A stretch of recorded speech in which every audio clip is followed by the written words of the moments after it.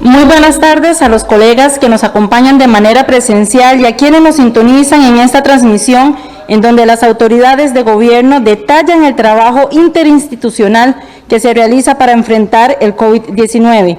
Saludamos a los jerarcas que nos acompañan esta tarde, el ministro de Salud, el doctor Daniel Salas, quien dará el reporte epidemiológico de este lunes 3 de agosto, y el presidente ejecutivo de la Caja Costarricense de Seguro Social, el doctor Román Macaya, quien dará el reporte de acciones de la institución.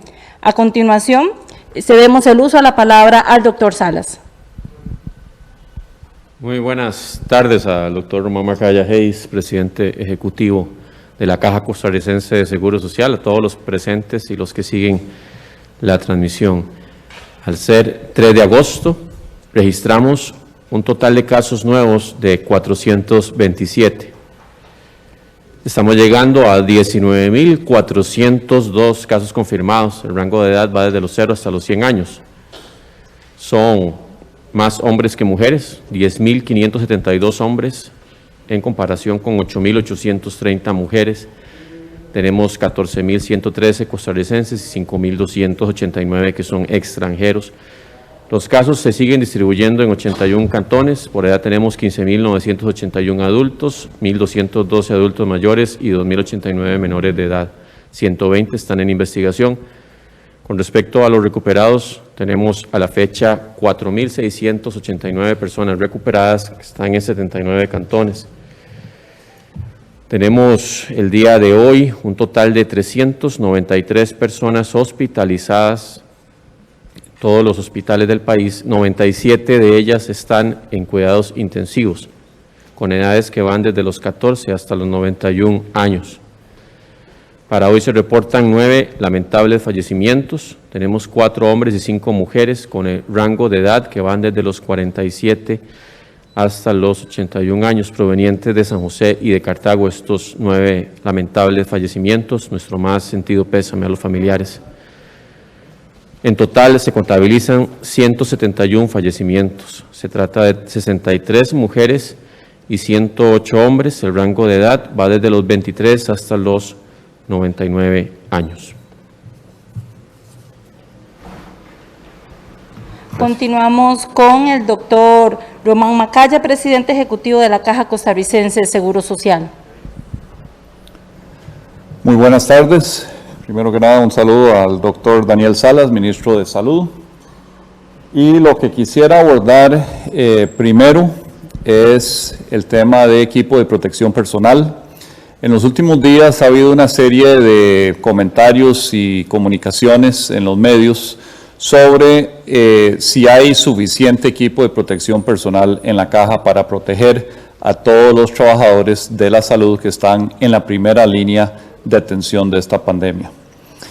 Quiero decir que esto siempre es una prioridad, siempre va a ser intensa la logística y el esfuerzo por lograr ese suministro en tiempo y forma y calidad de estos equipos de protección personal para proteger al recurso más valioso que existe, que es el recurso humano. Para dar algunos detalles de esto, en los últimos 5 meses se han adjudicado $23.6 millones en la compra de equipo de protección personal y se han distribuido 53 millones de piezas de equipo de protección personal a los diferentes centros de salud del país. Esto incluye 7.2 millones de mascarillas, 112,000 unidades de respiradores N95 o FFP2, 44.2 millones de unidades de guantes, gorros descartables 1.3 millones de unidades, anteojos de seguridad 62.368 unidades y caretas descartables 121.461 unidades.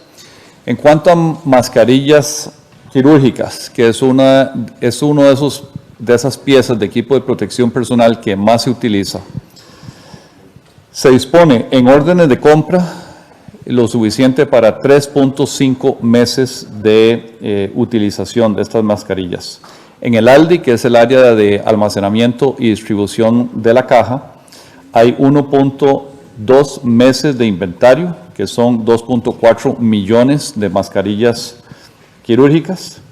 Y además está lo que ya está distribuido en todos los centros de salud, donde hay un inventario de aproximadamente un mes. Y la institución tiene programado 5.7 meses de compras y entregas de estos suministros. Entonces el esfuerzo es constante, siempre obviamente dependemos de entregas oportunas de los proveedores, pero el esfuerzo es intenso en momentos que el mundo entero está comprando los mismos productos. El segundo punto que quisiera abordar es pedirle a toda la población que por favor actualicen su información personal ante la caja. Esto lo pueden hacer sin necesidad de llegar físicamente a un centro de salud o una sucursal. Pueden bajar el app, si no lo han hecho, del EDUS. Eso lo hacen en cualquier tienda de aplicaciones. Bajan el EDUS y entran en el área de datos personales y ahí les pedimos que por favor actualicen sus datos como el celular, el teléfono de habitación, el correo electrónico, la dirección de domicilio, el estado civil, la ocupación y la escolaridad.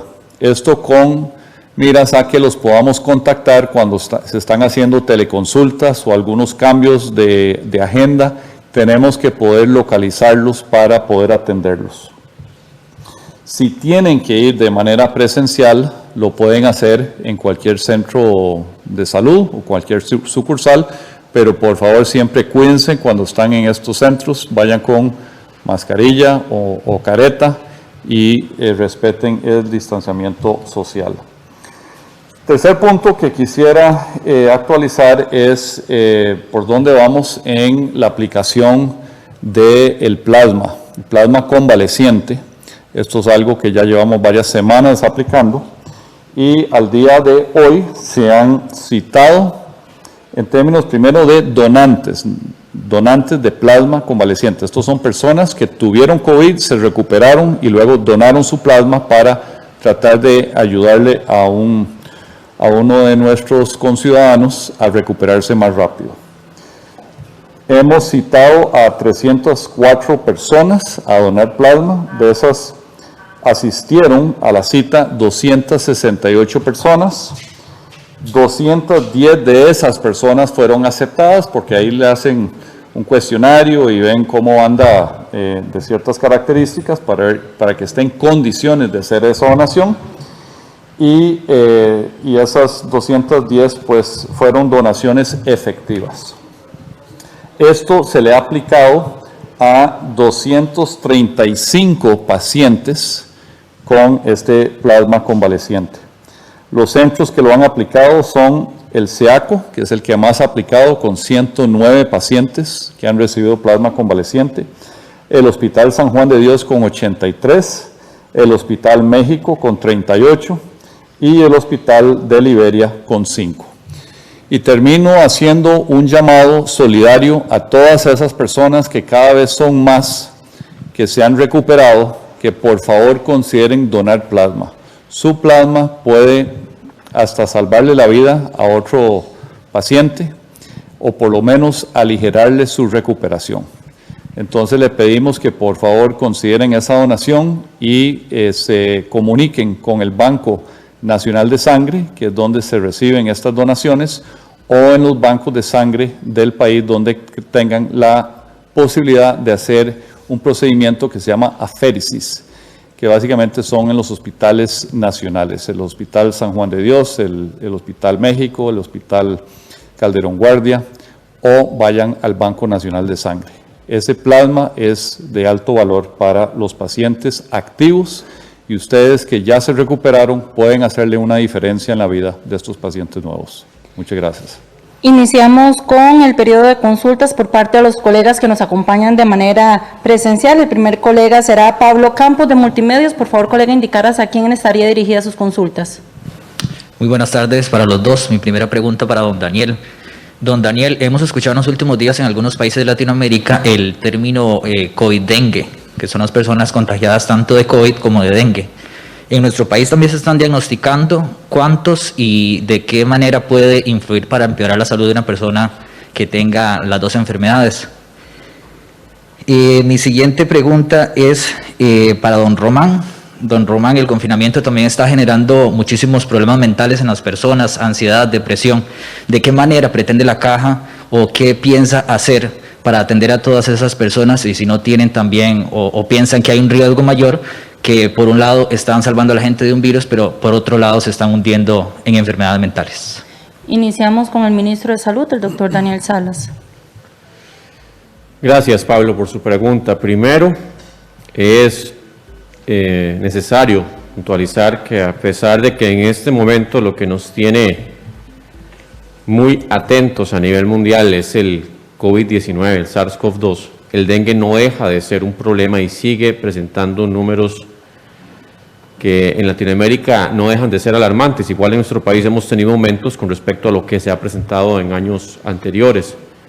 Lo que sí es cierto es que las coinfecciones, que se llama la presencia de dos virus en el mismo momento en una persona, claro que existen, y sobre todo cuando son tipos o más bien familias de virus diferentes, como el caso del dengue y el SARS-CoV-2, el nuevo coronavirus.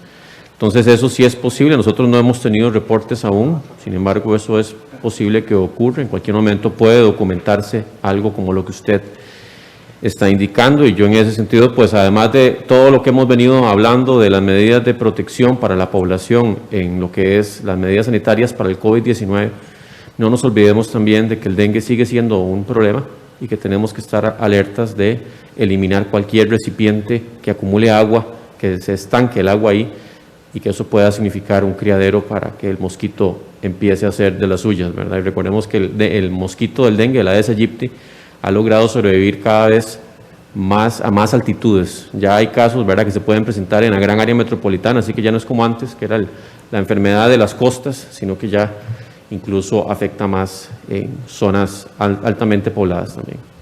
Don Daniel, aprovecho para hacerle una consulta, porque cerca de 15 días estuve fuera, al principio con la sospecha de que tenía el virus, pero después se me descartó en 3 ocasiones. Igual, aunque salía negativo, mantenía los síntomas. Sin embargo, por medio de la Caja, nunca pude recibir atención para que me indicaran qué era lo que tenía. Entonces, ¿qué pasa con todos esos pacientes? Porque recibí muchos mensajes de personas que están en la misma situación, de que los descartan con que tienen el virus, pero los mandan para la casa sin saber qué es lo que realmente tienen. Ok, no siempre se logra saber exactamente en todos los casos cuál es el ente que origina la infección. Recordemos incluso que depende del momento de la toma de muestra en la evolución del cuadro viral, así puede ser que la prueba salga positiva o negativa. Incluso, ustedes posiblemente lo saben, algunos no, pero cuando tenemos los picos, los aumentos en la circulación de influenza, no es que le hacemos pruebas a todos los pacientes para ver cuál virus tiene, igual con otros virus, ¿verdad?, con sincitial respiratorio para influenza, con rinovirus, con adenovirus, con todos los virus respiratorios, no es que estamos haciéndole muestras a la población para saber exactamente cuál virus es el que tiene, porque eso no es sostenible. En el caso del coronavirus, del nuevo coronavirus, del COVID-19, SARS-CoV-2, lo hemos estado haciendo porque representa justamente pues el inicio de circulación de un virus. Pero lo normal es que cuando un virus ya empieza a convertirse en un virus estacional, que ya forma parte de los virus que circulan normalmente, no es que se hacen las pruebas para determinar cuál virus tiene la persona. Eso, incluso ustedes saben, lo que hemos manejado es la red de vigilancia Centinela, en donde tenemos aproximadamente 18 zonas en el país que usamos para saber cuáles virus están circulando, porque no es lo usual, no es lo normal, no es lo que se recomienda, no es sostenible que se haga una prueba para virus a todas las personas. Obviamente, en el caso del SARS-CoV-2, cuando hemos visto el impacto tan grande que ha tenido y la sobrecarga en muchas de las áreas de salud, tanto de la Caja como del Ministerio de Salud, pues no es factible pensar en que el 100% no se van a poder hacer que se van a hacer las pruebas, que se van a poder hacer en el tiempo oportuno para determinar si la prueba es negativa o positiva. En algunos casos incluso sale indeterminado y no se logra repetir por X razones, ¿verdad? Entonces, eso es importante porque no siempre se logra saber cuál es el virus que tuvo la persona, siempre y cuando, obviamente, los síntomas ya no se manifiesten más, pues uno da por recuperada a la persona. Si los síntomas persisten, si ya tiene un empeoramiento, pues habrá que estudiarle incluso para ver qué otras cosas puede tener, porque lo normal es que un virus tiene un tiempo X, ¿verdad?, que generalmente no pasa los 7, 10 días a lo sumo, en donde ya los síntomas pues ceden y la persona logra recuperarse. En el caso de persistencia sí habría que estudiar más a profundidad a ver qué tiene y se hacen las pruebas necesarias. Continuamos con el presidente ejecutivo de la Caja, el señor Román Macaya. Sí, con respecto a la salud mental, a ver, se abordan a los pacientes COVID por medio de los médicos de familia y una serie de apoyos de personal especializada en salud mental cuando es necesario, para no solo monitorear la salud física de esos pacientes, sino la salud mental. Y se ha intervenido en ciertos momentos donde se veía ya factores de riesgo importantes para prevenir una consecuencia mayor. En cuanto al resto de la población que está, digamos, en su casa o está en una situación donde no está siendo atendida presencialmente, hay un programa de salud mental que se maneja desde las unidades de salud. Es un programa virtual donde hay una comunicación con la base de usuarios que requieren de estos servicios, pero si cualquier persona siente que tiene una situación de emergencia, por favor llamen inmediatamente a su centro de salud más cercano. Y ahí si lo tienen que atender físicamente lo van a hacer. O sea, de nuevo, las emergencias son emergencias. Esperamos que las personas no lleguen a un centro de salud a menos de que sea algo programado o que sea una emergencia. Pero si es un problema grave de salud mental y es una emergencia, llame a su centro de salud más cercano y si es necesario que lleguen presencialmente, pues ahí los van a atender. Cambiando de tema, nada más quisiera dar un dato que no di cuando hice la solicitud para que las personas traten de programar, las personas que ya se recuperaron de COVID, una donación de su plasma. Lo pueden hacer por medio de WhatsApp al celular 8992-2151. Otra vez, 8992-2151 o por correo electrónico a bn-sangre-covid-19 @ccss.sa.cr. Continuamos con el colega Mario Taboada de Diario Extra. Por favor, indicar a quiénes estaría dirigida sus consultas. Sí, gracias. Buenas tardes a ambos. Mi primera pregunta va para el doctor Daniel Salas. Doctor, conversando con la gente que ha participado en las diversas manifestaciones que han habido esta semana, algunos sectores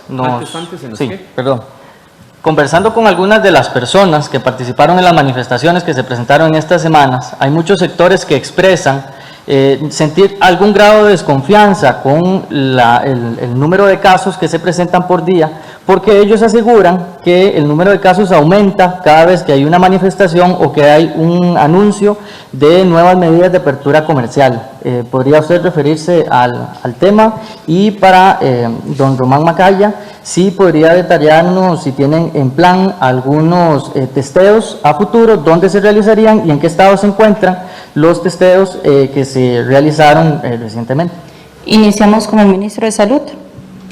Sí, yo quería también retomar el llamado que hace el doctor Macaya, el llamado respetuoso de colaboración de la población, en el sentido de que tenemos que estar conscientes que Costa Rica es uno de los muy pocos países en el mundo que tiene la capacidad de tener esta terapia de plasma, y que si lo tenemos y que podemos ayudar al prójimo, a la gente que está, bueno, ya la gente que pasó por esto sabe exactamente qué es, pero entonces si podemos ayudar en ese sentido, pues enhorabuena. Háganse por favor presentes en los servicios para que podamos hasta salvar la vida de otra persona. Con respecto a esto, es totalmente infundada esa sensación. Aquí hemos sido totalmente transparentes desde el inicio. Ahí están las pruebas que no mienten, o sea, las pruebas de laboratorio que justamente pues se toman, tienen las fechas en que se hacen los cortes. Aquí hemos sido completamente transparentes en toda la información que a veces han habido algunos pequeños errores, es normal, o sea, es normal que se den errores puntuales en medio de todo este manejo monumental de la información, es grandísima la cantidad de información.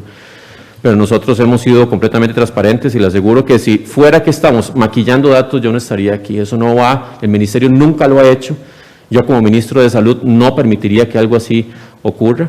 Ven hoy que tuvimos una manifestación acá también y tenemos una cantidad de casos que es de 427. O sea, esa no es ni la dinámica ni la tónica jamás que como Ministerio de Salud se ha seguido nunca de maquillar datos, y menos también en mi persona, tanto como director de vigilancia, como lo era antes, como ministro de Salud.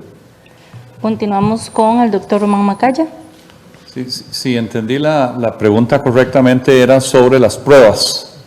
Sí, ¿cuáles resultados se han tenido en los testeos que se han realizado y si se tiene planificado realizar más testeos en las próximas semanas?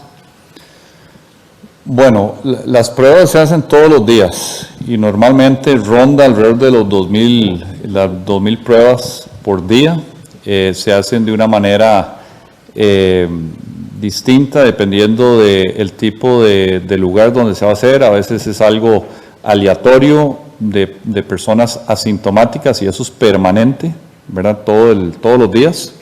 Y hay otros que están dirigidos en los centros de salud de personas que tienen síntomas. Obviamente esos tienen una positividad más alta que lo que es digamos un muestreo, un tamizaje comunitario al azar.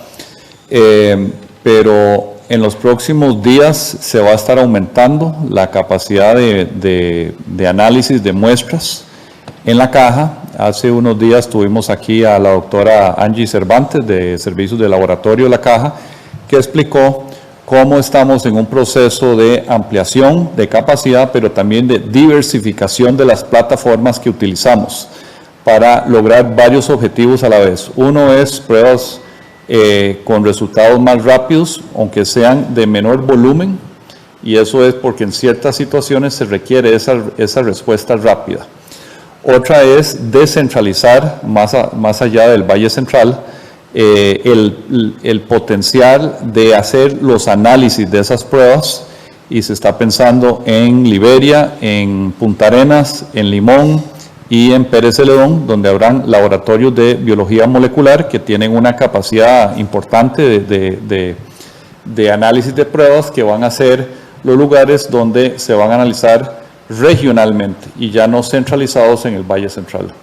Y luego se está analizando siempre nuevas tecnologías también. Entonces, esto es un reto permanente. Así como hay un reto permanente de lograr el equipo de protección personal, está el reto de lograr suficientes pruebas para dar abasto con la demanda y el incremento de casos donde tenemos que rastrear todos los contactos cercanos. Esto de nuevo porque en el mundo nunca han habido más casos positivos que hoy, nunca ha habido un contagio más rápido que hoy y nunca ha habido una demanda más alta de todo lo que tiene que ver con COVID, incluyendo las pruebas, que hoy mismo. Entonces es un esfuerzo permanente. Y don Román, una consulta con respecto a los contagiados. Nos mencionaba una paciente que se encuentra en el Hospital Calderón Guardia, que a ella le detectaron el virus en una primera prueba, pero era indeterminado. Le hicieron una segunda prueba y a ella la internaron en la zona donde tienen pacientes con COVID.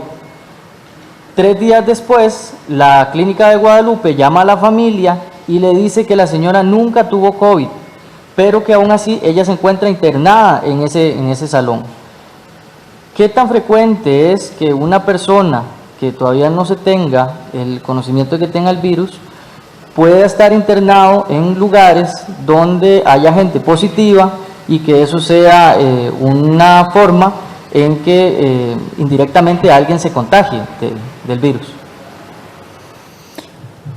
Bueno, eso definitivamente no es nada frecuente. No conozco este caso que está mencionando, obviamente lo vamos a revisar, pero eso no es la práctica. La práctica es que en lugares donde hay pacientes COVID son alas hospitalarias que están dedicadas solo a pacientes COVID. O sea, si hubo esta situación que usted está mencionando, que de nuevo no lo conozco en este momento, pero vamos a revisarlo. Pero eso no es el protocolo. El protocolo es, hay alas hospitalarias o pisos enteros dedicados exclusivamente a pacientes COVID. Y no se mezclan pacientes COVID con los no COVID en la misma ala hospitalaria. Continuamos con el colega Sebastián Rodríguez de ameliarueda.com. Buenas tardes. Para el ministro Salas, primero queríamos conocer, bueno, ante los reclamos de varios grupos empresariales, queríamos conocer si existe la posibilidad de que hayan cambios en las fases programadas ahorita para agosto o si eso está del todo descartado. Queríamos también conocer si los cantones que están ahorita en alerta amarilla pueden variar su estatus dependiendo de cómo vaya avanzando los casos. Y quería también preguntarles sobre el tema de la detección temprana en los casos. Bueno, ustedes habían mencionado que ese es un factor muy importante para reducir la mortalidad del virus. Entonces, quería conocer cómo evalúa esto ahora, considerando, bueno, que hay gente que fallece camino al hospital o en sus casas, si se ha cortado efectivamente ese tiempo entre el diagnóstico y el fallecimiento. Y para el señor Román Macaya, queríamos preguntarle sobre el espacio actualmente disponible en las UCIs y si ya se toma en cuenta tal vez un plan más grande de expansión, como ustedes habían mencionado, en un centro nacional de convenciones o un estadio nacional. Iniciamos con el ministro de Salud, el doctor Daniel Salas. Sí, gracias por sus tres preguntas. Con respecto a lo que usted indicaba, si las medidas se pueden variar, nosotros hemos dado el cronograma para este mes, para agosto, pues para que haya planificación justamente al respecto. Pero no, o sea, nada de esto, ni las alertas, ni las medidas, es que son escritas de una forma completamente inflexible, pero sí tratamos de dar esa capacidad de planificación. Recordemos, en el caso de las alertas se revisan semanalmente, y en el caso de las medidas, pues también están en constante análisis y revisión. O sea, todo esto responde generalmente a la mejor información posible que tenemos con respecto a las modelaciones, proyecciones y comportamientos poblacionales, pero todo esto es sujeto a revisión y análisis.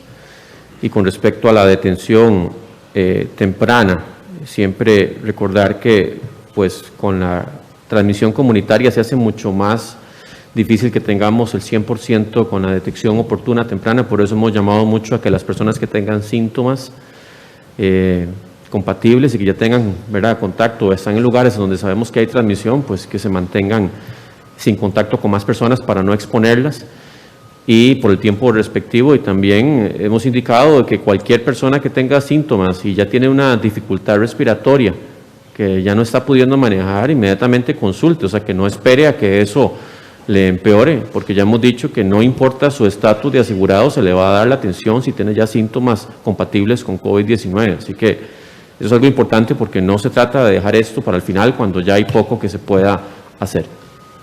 Continuamos con el presidente ejecutivo de la Caja, el doctor Román Macaya. Sí, con respecto a las UCIs y la utilización de camas. De los 97 que están en cuidados intensivos, hay 35 en el Hospital México.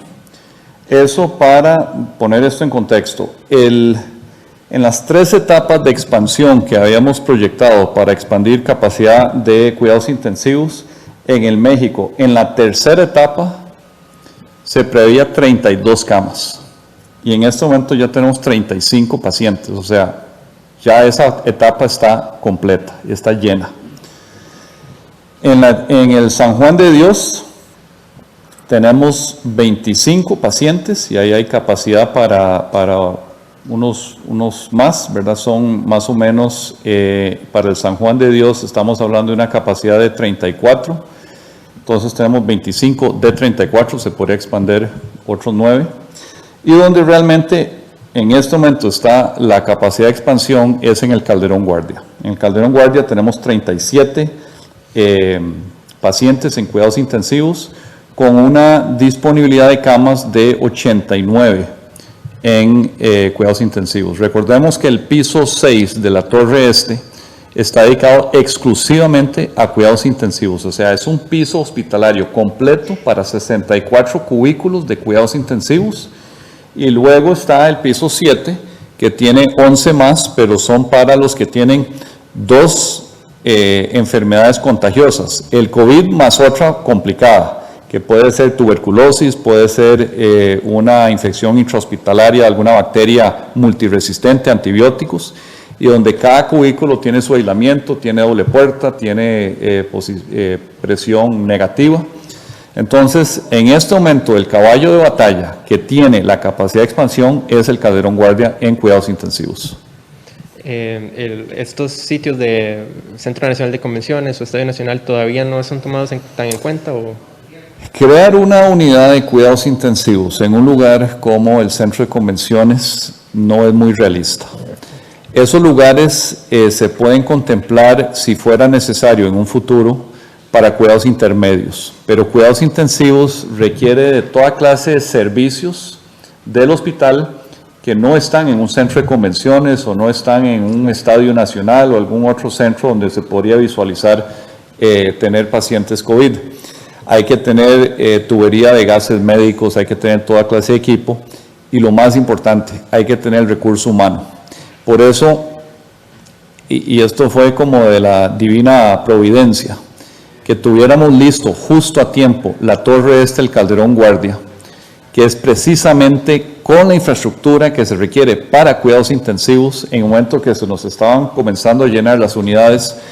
Eso realmente es lo que queremos y lo que buscamos, porque ahí están los equipos, están todos los servicios hospitalarios ahí mismo, porque es parte del hospital, y está el recurso humano. Y aún así tuvimos que contratar a más de 600 personas, que todavía estamos en procesos de capacitación, para tener ese piso 6 y 7 totalmente habilitados. En este momento no están llenos, ahí es donde tenemos la capacidad de expansión. Continuamos con el colega Tomás Gómez del Observador. Por favor, colega, indicar hacia quién estaría dirigida su consulta. Gracias, buenas tardes. Primero, don Daniel, quería preguntarle por las manifestaciones de la semana anterior y luego los comentarios que hicieron algunos alcaldes el fin de semana. ¿Han pedido ellos dialogar directamente con usted para ver parte técnica de las decisiones que han tomado sobre cierre de negocios, sobre cuál es la lista de negocios que se cierre, cuál es la que no se cierra? Y ellos dicen que usted lo tienen en una especie de blindaje, que no ha sido posible. Quería consultarle si ellos efectivamente se han acercado al Ministerio de Salud, por qué no han podido tener esa conversación, porque ellos además ya están pidiendo dialogar desde el punto de vista técnico y no desde el punto de vista político, que es la opción que les ha dado la presidencia hasta este momento. Y después, si podemos precisar por la parte epidemiológica, ya pasaron 3 semanas del martillazo con el cual ustedes iban a buscar el rastro epidemiológico. ¿Cuánto recuperamos hasta la fecha? Y si podemos complementar, ¿qué tan rápido ha sido el procesamiento de pruebas? Hasta hace una semana, si no me equivoco, habían como 4.500 pegadas en el San Juan de Dios. ¿Y qué efecto tiene esto en picos tan importantes como los que tuvimos el fin de semana pasado con 931 casos y con el de este fin de semana que también rozó los 900 casos el día domingo? Muchas gracias. Ministro de Salud, el doctor Daniel Salas. Sí, con respecto al tema, don Tomás, el tema de los alcaldes, hay una mesa que es de constitución interinstitucional, que es la que analiza el tema de alertas. En realidad o sea, me encantaría darle un espacio a todos los 82 alcaldes del país para dialogar con cada uno de ellos la situación, pero ese espacio justamente está facilitado porque ellos son los que están llevando la dinámica técnica de cómo es que se hacen las alertas, cómo se determinan, de todos los contextos locales. Y créame que pues hemos confiado mucho en ese espacio y ahí los alcaldes tienen ese espacio para poder, digamos, quitar cualquier duda o despejar cualquier duda que tengan al respecto.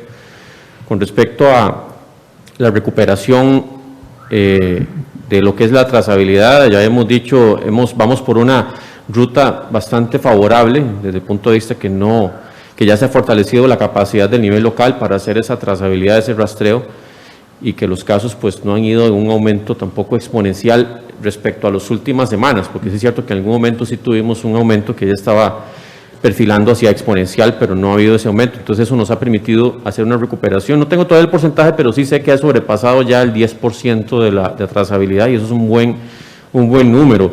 Y con respecto a la rapidez de procesamiento de muestras, pues sí le puedo también indicar que se ha dado prioridad a las muestras que han estado ahí por morbilidad, o sea, por síntomas positivos, que tengan nexos positivos, porque sabemos que muchas de las que estaban ahí también se debían a los operativos, que era de tomar aleatoriamente cualquier persona sin síntomas, y esas pues no se han priorizado las de nexos y morbilidad, que son las que más importan para todo lo que es las medidas de confinamiento, y ya se ha reducido en más de un 50% la presa, ¿verdad? Y se ha estado gestionando con todo lo posible, con el apoyo de Inciensa y todo lo que ya la caja pues ha estado explicando conforme ha ido avanzando el plan para poder tener la mayor capacidad de pruebas posibles, ¿verdad?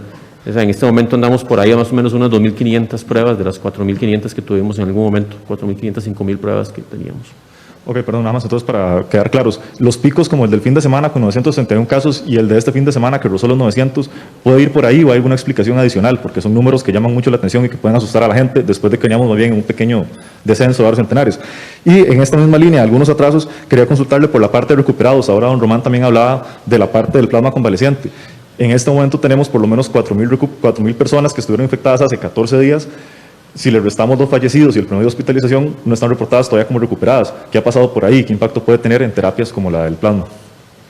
Sí, con respecto a lo que usted menciona de los recuperados, también en medio de todo este vendaval de casos y de seguimiento, pues también las áreas se están poniendo al día con lo que es el dato de recuperados. O sea, sí es cierto que la cantidad de recuperados no ha sido la que debería ser, tampoco es que estamos sumamente alejados, pero sí ha habido un rezago en esa recuperación y ya están poniéndose al día. Entre la semana pasada y esta ya están tratando de ponerse al día en ese estatus de recuperación. ¿Y cuánto contribuye en esa presa a los casos? En realidad, recordemos también que, vamos a ver, todas las muestras que se toman, no es que tenemos 2.500 que están ahí esperando que las 2.500 van a salir positivas. O sea, sabemos que hay un porcentaje de positividad que generalmente ronda el 15%, 20%, puede ser un poco menos, dependiendo de dónde se hayan tomado, y que pues en esa proporción es que colaboran a la cantidad de casos nuevos que se reportan por día. O sea, los casos nuevos que se reportan por día en medio de esa presa tienen una influencia mínima de esa cantidad de pruebas que se están ahí esperando, pero no es que son, ¿verdad?, de que por un día, ¿verdad?, que se dejó de procesar, ya eso aumenta la cantidad o más bien subestima la cantidad en un porcentaje altísimo. Sí puede tener una influencia moduladora, pero no es esa cantidad, ¿verdad?, enorme que uno podría eventualmente pensar.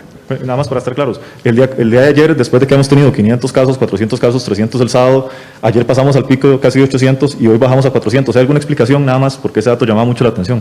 Es que eso va muchas veces, recordemos que esta enfermedad tiene un periodo de incubación promedio que ronda los 5 o 6 días. En algunos casos habrá personas que hacen una incubación más prolongada. Lo que sí sabemos es que, como hemos dicho, ya al 11º día, generalmente ya el 97.5% de todas las personas han manifestado los síntomas. Y por eso es que ya tirando al nivel extremo, 14 días. Y hay grupos, por ejemplo, un día que tuvimos muchos casos, esos casos pudieron haber tenido contacto con otras personas, contacto directo. Entonces, en el periodo de incubación, esa cantidad de casos que vimos reflejadas 5 o 6 días antes, posiblemente la vemos reflejada justamente unos días después, porque recordemos, no es que tampoco inician con síntomas y ya inmediatamente los captamos. Muchas personas inician con síntomas y tardan 1, 2, 3 días para ser captados porque no consultan inmediatamente o porque, bueno, por algún motivo. Entonces, en realidad, esto responde también muchas veces más a lo que vemos de la parte de los periodos de incubación y lo que puede estarse comportando a nivel de clusters, de lugares en donde puede ser que un cantón se contuvieron todos los casos y se captaron oportunamente. Entonces, en ese momento sí tenemos un reporte que colabora de forma más homogénea a la cantidad de casos por día, pero en otros lugares donde hay mucha dispersión de casos, donde se perdió el control, pues justamente eso puede colaborar también a que en un momento dado se aumente mucho la cantidad de casos. Muchas gracias. Continuamos con el colega Óscar Ulloa de Repretel. Por favor, indicar a quiénes estaría dirigida sus consultas. Buenas tardes a ambos. Tengo 3 preguntas para don Daniel y 2 para don Román. Don Daniel, ya hoy empiezan a llegar los vuelos tras la reapertura de aeropuertos. ¿Qué pasará si llega gente sin la prueba? Y quisiera saber si ustedes tienen información de estos primeros vuelos, si viene gente sin prueba y si las van a hacer aquí, si se les dio un espacio a estos primeros vuelos en vista del corto lapso en el que se avisó la reapertura y todos los lineamientos. Ese es el primer tema. El segundo, don Daniel, ¿cómo se toma usted de esas amenazas de gobiernos locales, de alcaldes, de no seguir colaborando con el gobierno y con el Ministerio de Salud para todos los operativos y toda la coordinación que se está haciendo? Hace semanas usted nos explicaba acá justamente que había una coordinación que se trataba de hacer estrecha con los alcaldes, pero las acciones que están tomando los gobiernos locales o posiciones Parece que no. Quisiera saber en qué punto, no sé si se rompió esa coordinación o qué pasó para que ahora los alcaldes estén con esas posturas. Y ahora que entró en vigencia el lineamiento de tomar como positivos por nexo a los casos cercanos a una persona que sí tiene prueba positiva, ¿qué proyección tienen de cuánto aumenten por día los casos? Si los van a registrar, si los van a dar acá segregados, los positivos por prueba y otros por nexo, ¿cómo están planificando eso? Para don Daniel. Para don Román, quisiera saber si hay un cálculo, don Román, del costo de atención de un paciente por COVID-19 en el Seguro Social. Mucho se debatía del costo, por ejemplo, del seguro para los viajeros, pero quisiéramos tener esa perspectiva de cuánto cuesta atender a una persona acá por COVID-19, entendiendo que son diferentes niveles. Y la segunda consulta, don Román, una usuaria de Atillo, que esto también creo que involucra al área rectora de salud, una joven la llamaron diciéndole que salió positiva por COVID-19, pero ella anuncia que ella nunca fue a la clínica Solón Núñez, nunca se hizo la prueba, y Salud y la Caja le están diciendo que haga la denuncia por usurpación de identidad. Quisiera saber si ustedes tienen información de este caso o no, si lo conocen o no, si les han informado del mismo, de que la persona le dan una orden sanitaria y nunca estuvo haciéndose la prueba. Le dieron la orden sanitaria a ella, al esposo y al hijo, y ella nunca asistió a ningún centro de salud. Quiere decir que alguien que sí hizo la prueba pues debe estar por ahí y no fue notificada. Gracias. Cualquier cosa les repito. Iniciamos con el ministro de Salud, el doctor Daniel Salas. Sí, con respecto a la pregunta de los vuelos, ya existe un equipo que está coordinando todo lo que es la atención y el seguimiento de cumplimiento de todas las medidas que se deben aplicar para el ingreso de las personas que vengan de forma turista de los países que están aprobados. Y en ese sentido, pues sí, tampoco es como le digo, puede ser que alguien la prueba no se consignó adecuadamente, tendrá que ser aislada y se le tomará la muestra, la cual debe ser costeada por esa misma persona hasta que el resultado esté, en caso de que tenga todo el perfil de paciente positivo. En el caso de los alcaldes y la coordinación, lo que usted menciona, yo creo que en medio de todo esto, pues lo que tenemos que siempre buscar es cómo coordinar de forma más efectiva, cómo encontrar las rutas de coordinación y de entender también las perspectivas de los diferentes, digamos, actores locales que obviamente los alcaldes en su rol de gobierno local son sumamente importantes. Ahí la Marcela Guerrero, la presidenta de IFAM, junto con también Alex Solís, han estado haciendo un esfuerzo. Hay una mesa de coordinación con alcaldes y esperamos más bien, siempre llamamos a que haya esa coordinación, esa unión, esa participación activa. Y yo sé que en esto hay muchas, ¿verdad?, de aristas y presiones y todo lo que usted quiera ver, pero lo importante aquí es que podemos salir más rápido como país, unidos y no buscando disensiones y puntos de discordia. Don Daniel, pero usted sí está claro que los alcaldes se quejan de las decisiones que toman ustedes, que toma usted, no sí, de las alertas. Vean, hay alcaldes, no es que podemos generalizar, ¿verdad? No es que podemos tampoco decir que son todos los alcaldes. Hay algunos alcaldes que toman esa posición de que no están de acuerdo del todo, pero es parte o sea, sería más bien raro que todos estén siempre de acuerdo al 100% durante toda la pandemia. Siempre es esperable de que en algún momento existan puntos, como le digo, de no concordancia, pero para eso justamente están las mesas de discusión y los grupos para poder llegar a puntos de concordancia, digamos, y de entender también los puntos que ellos quieren explicar, porque aquí también se trata de escuchar y de ver cómo podemos mejorar lo que ya está implementado. Entonces, en ese sentido, yo sí llamo siempre a que exista ese diálogo constante. Y con respecto a los lineamientos de los nexos y que usted indicaba, que ahora tenemos la confirmación por nexo, lo que eventualmente podríamos tener es que o sea, no cambia la dinámica en el sentido de que si una persona tenía síntomas en un núcleo familiar que ya estaba en cuarentena porque había un caso positivo, lo que decía es que se tomaba la prueba y se esperaba ese procesamiento. Lo que vamos a tener aquí, pues a lo sumo es que los días, en la mayoría de los casos, se van a acortar, porque la mayoría van a salir positivos, siempre salen positivos.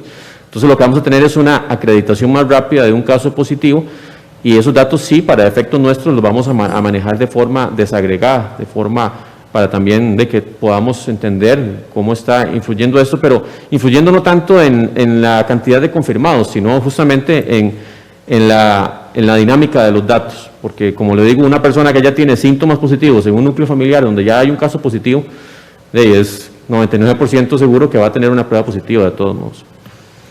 Doctor Román Macaya, presidente de la Caja.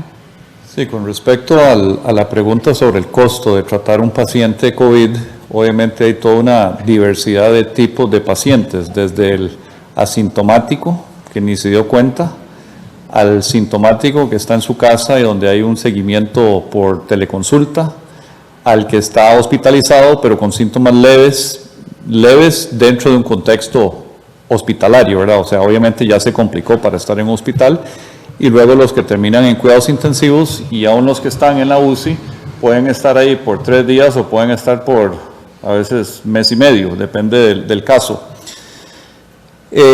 Y entiendo que la pregunta va en línea del costo del seguro para los viajeros que llegan al país. Eso es algo más actuarial, perdón. Don Román, disculpe, más en general para saber cuánto cuesta la atención de COVID-19 en Costa Rica, ¿cuánto le cuesta un paciente a la Caja? No sé si Sí. hay rangos o aproximados que usted tenga. Sí, es una pregunta difícil de contestar porque depende de muchos factores. Y doy un ejemplo. Hace unos meses en SEACO, que era un hospital dedicado al 100% para COVID, habían 3, 4 pacientes. Inclusive hubo críticas de cómo nos está costando el costo de operar un hospital completo con todos esos cientos de trabajadores para atender 3 o 4 pacientes. Pero era porque la estrategia era tener un hospital dedicado solo a eso. Entonces, si uno decidiera, bueno, ¿cuánto cuesta estos pacientes? Tendría que amortizar el costo total del hospital en 4 pacientes. Bueno, desde hace varias semanas ya SEACO para efectos prácticos está saturado. Entonces ya es días cama. Pero depende si el hospital está saturado o no.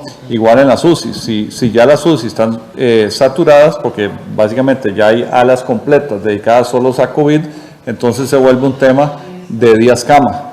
Si están no saturados, pero tenemos la capacidad completa de un por ejemplo, piso 6 de Torre Este del Calderón Guardia. En este momento no llega a 20 pacientes y tiene capacidad para 64. Entonces, depende en qué momento se hace ese análisis. El tema es más actuarial, o sea, habría que estimar de la población que va a llegar a Costa Rica, cuál es el mix de edades y de personas que tienen factores de riesgo. Un seguro de salud privado normalmente se vende y tiene un costo de prima basado en el perfil de riesgo. No es como un seguro social donde usted cotiza en base a su ingreso. Entonces le van a preguntar si fuera el caso de un seguro normal, qué edad tiene, si es fumador, si es hipertenso, si es diabético, si es obeso, que son factores de riesgo para COVID. Pero esos seguros normalmente, bueno, no sé si normalmente, pero muchos no cubren pandemias o bajan la cobertura drásticamente, que puede bajar inclusive a $10,000, y ya eso en UCI no va a ser suficiente si están muchos días en UCI. Y es por eso que se ha explorado esta opción de un producto nuevo por parte del INSS que sea solo COVID, no es cobertura de otras enfermedades. Para eso pueden tener su seguro privado con el que vienen de viajeros, pero un seguro que cubra lo que a veces no está cubierto en un seguro privado de salud. Vamos a dar inicio a las consultas regionales que recibimos vía remota. Consultan al ministro de Salud, Acontecer Herediano. ¿Ya se lograron procesar todas las pruebas que estaban en espera o aún continúa el problema? ¿Ya se están procesando más de 4,000 diarias como habían comentado?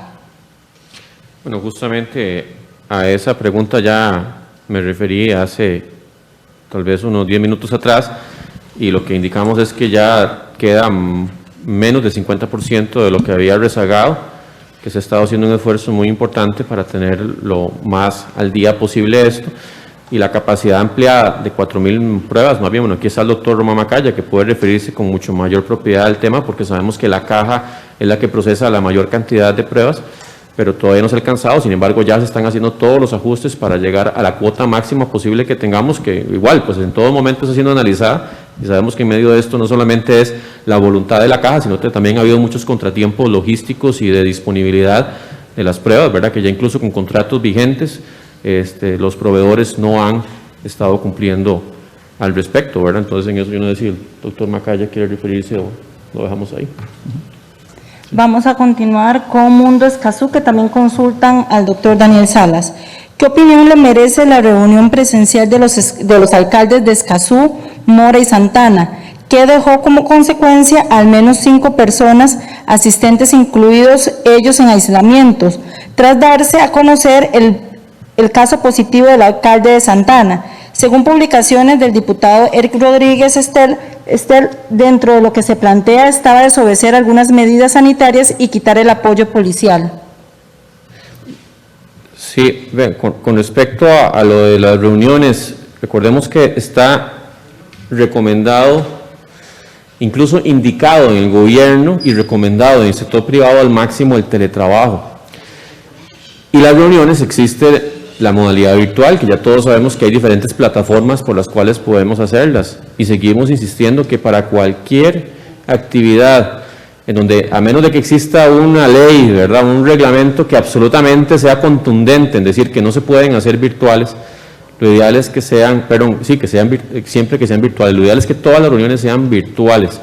Entonces, en ese sentido, pues, la recomendación va para alcaldes, va para cualquier funcionario, para ministros, para cualquier eventual reunión que se pueda hacer, que siempre que sea, por favor, en la medida de lo posible, virtual y no presencial. Damos por concluida esta conferencia de prensa. Agradecemos la participación al ministro de Salud, el doctor Daniel Salas, al presidente ejecutivo de la Caja Costarricense de Seguro Social y a los colegas que nos acompañaron de manera presencial. Gracias por acompañarnos. Los esperamos mañana con una nueva actualización. Muy buenas tardes.